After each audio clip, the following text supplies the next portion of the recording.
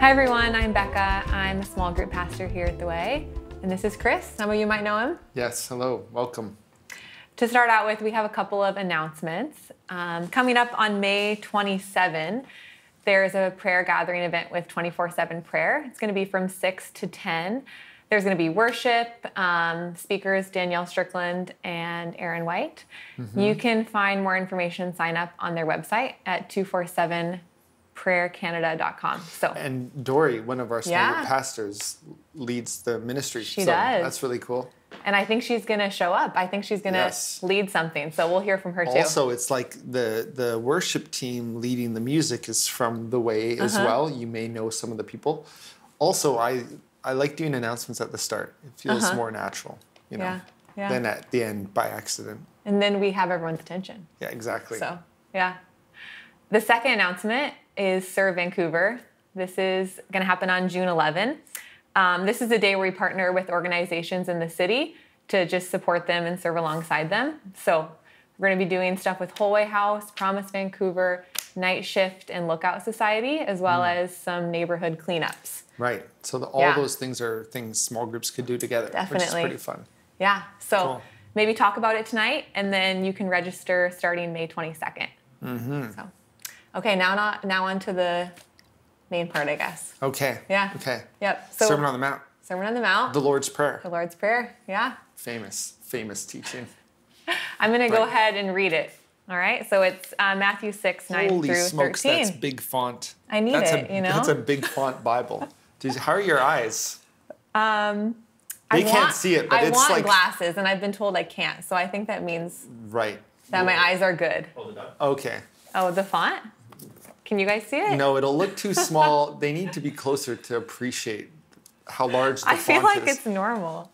Well, I don't know. Go ahead. This is an office Bible, by the way. So. Right. Anyway, here it is. This, then, is how you should pray. Our Father in heaven, hallowed be your name. Your kingdom come, your will be done, on earth as it is in heaven. Give us today our daily bread, and forgive us our debts as we also have forgiven our debtors. And lead us not into temptation, but deliver us from the evil one. So a question we always ask small group pastors is, what do you remember from the sermon? So Chris. I will, you know what? Daryl spoke. Okay. And did a great teaching, an overview of the Lord's Prayer. So we're spending 3 weeks at least diving into what you just read. And I have on my phone some of the notes from his talk. And so I'm going to cheat a little. And, and even for those of you who weren't there, just to summarize some of the things Daryl talked about that I thought were really interesting. One of his observations was around the teacher of the prayer, that it's Jesus himself, and that Jesus is both fully God and fully human. Yeah. And as a human being, he knows what we need. And as God incarnate, he knows what the Father desires. And so in his prayer, he brings those two together. And I would add, it reduces some of the anxiety we might feel around prayer. Are we doing it right? Yeah. We can be confident that this is God himself teaching us how to pray. And so there's that kind of beautiful aspect to it. Yeah. He also talked about the embrace of the prayer, meaning that these 6 lines kind of include everything we need to pray about. It includes our material needs. Give us today our daily bread. And that's beyond just what we need to eat. It's like God is our provider.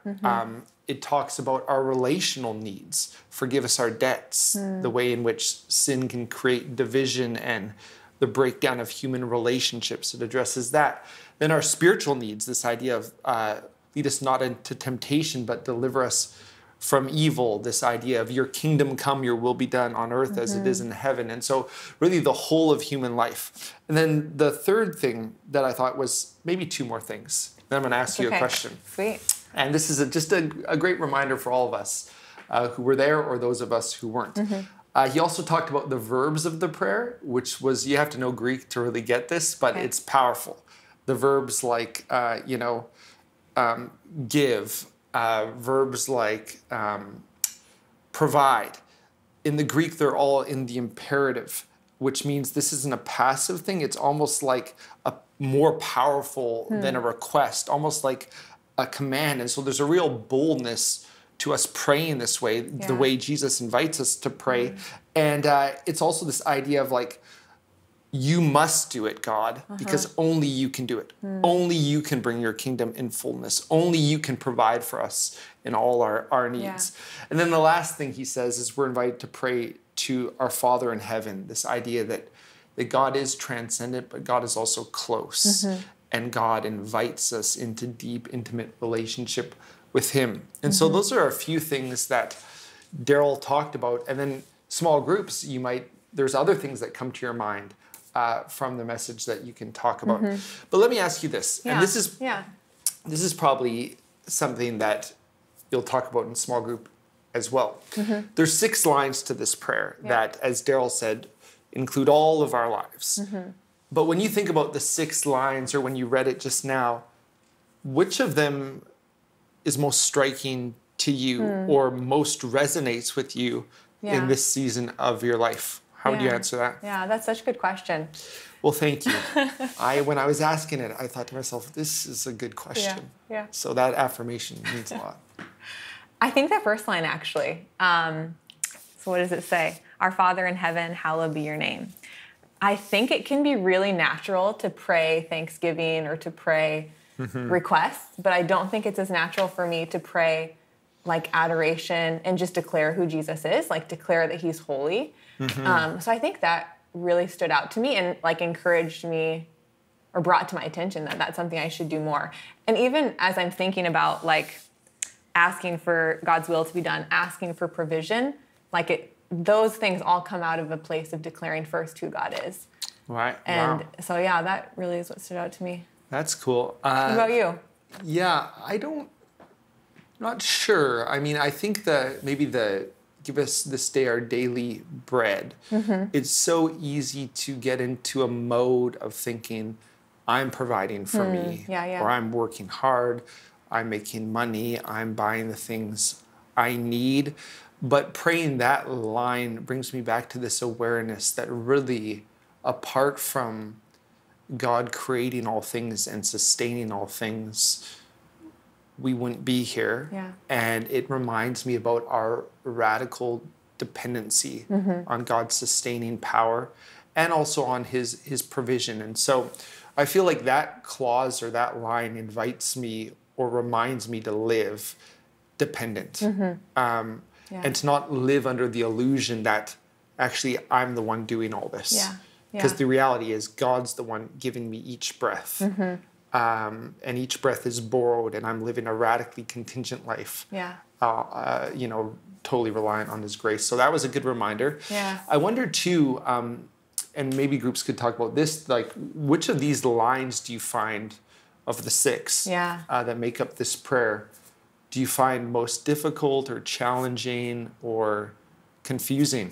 I think for me, it's the line about may your will be done on earth as it is in heaven. I think so I'm a planner. I love thinking ahead, planning, having expectations. And so I think sitting in a posture of... You came into this very planned, I feel. There it is. You had a Bible with large font. You had notes. And this is part of a bigger picture of your life. I'm not lying. Exactly. I'm not just using it for an illustration. Right. Oh, sorry, continue.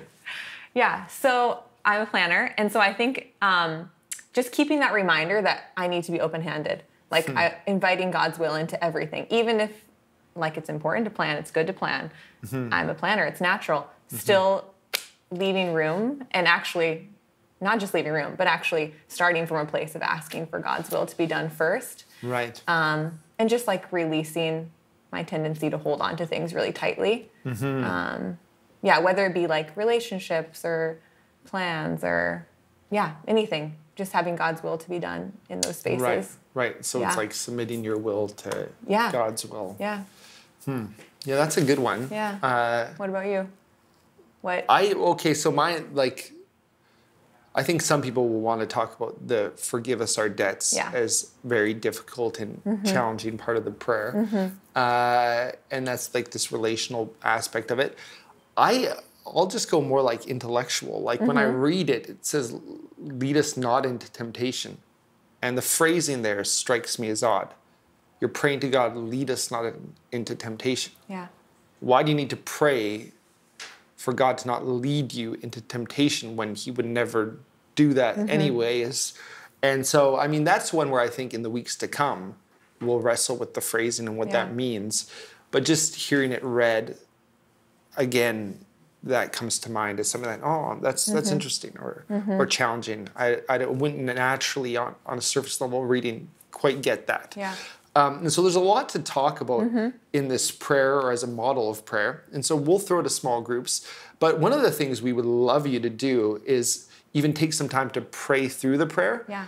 And so like maybe read a line and then pause, and you can do it out loud or in partners or just silently, and then pray along each line. And so, for example, you mentioned like, hallowed be your name. Yeah. Like how would you kind of pray that line? Yeah. So I would just say, like, thank you, God, that you are powerful. Thank you that you're good. Thank you that you are a God who cares and wants relationship with me. Right. Stuff like that. And then it would be like, your kingdom come. So you're inviting God to invade various areas of your lives or situations that are hard. God, intervene in this situation. May your kingdom come in this workspace. Provision, like daily bread. God, I need you to provide a job, a place to live. You know, my friend has this need.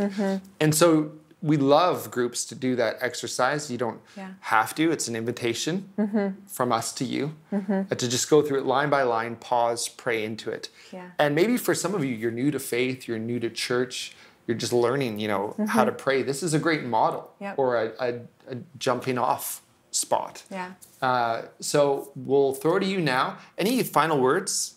Thanks for hosting me on the corner. Yeah. Last time you were on, there was a lot of talk about your shoes. Do you want to say anything about your shoes? Well, I could say I've had these for a while, like 6 years. That's pretty years. good for shoes, right?